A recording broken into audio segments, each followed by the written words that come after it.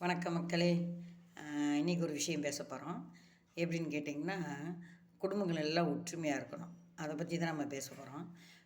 நம்ம நாட்டில் வந்து எப்பயும் அப்படி தான் இருந்திருக்கும். ஆனால் இப்போலாம் வந்து கொஞ்சம் கொஞ்சம் மாறிடுச்சு. எல்லாமே சுயநலமாக இருக்கிறோம்.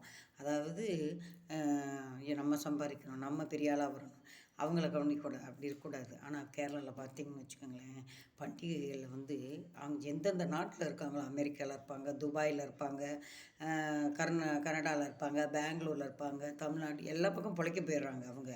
பெரும்பாலும் ஆம்பளைங்க வந்து அந்த நாட்டை விட்டு வெளியில் வந்து சம்பாரிச்சிட்டு போய் செட்டில் ஆயிடுறாங்க.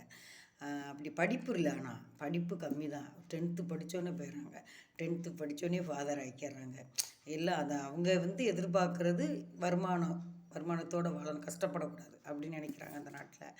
அதனால் நல்லா இருக்காங்க, அவங்க எல்லாருமே நல்லா இருக்காங்க.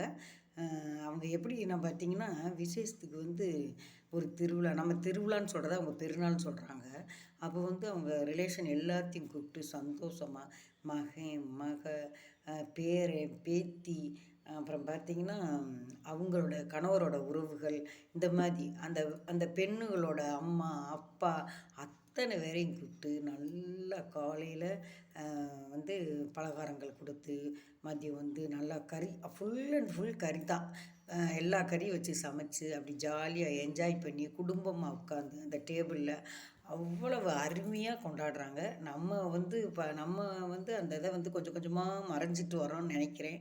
ஆனால் அந்த நாட்டில் பார்த்திங்கன்னா அவங்க நல்லா சிறப்பாக கொண்டாடுறாங்க. அது போயிட்டு வந்ததில்ல, அந்த கருத்தை உங்கள்கிட்ட சொல்லணும்னு நினச்சேன்.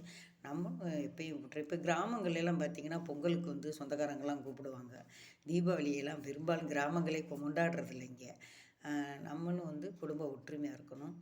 எல்லாம் விசேஷம் இப்போ எல்லோரும் சேர்ந்து உட்காந்து அதை சாப்பிட்டு அது ஒரு சந்தோஷம், புரியுதுங்களா? சொந்த பந்தங்களை கூப்பிட்டு அப்போ வந்து அவங்களுக்கு நம்ம எப்படி இருக்கோம், அவங்க எப்படி இருக்காங்க, எல்லாம் விசாரித்து அப்படி ஜாலியாக இருக்கணும், சரிங்களா?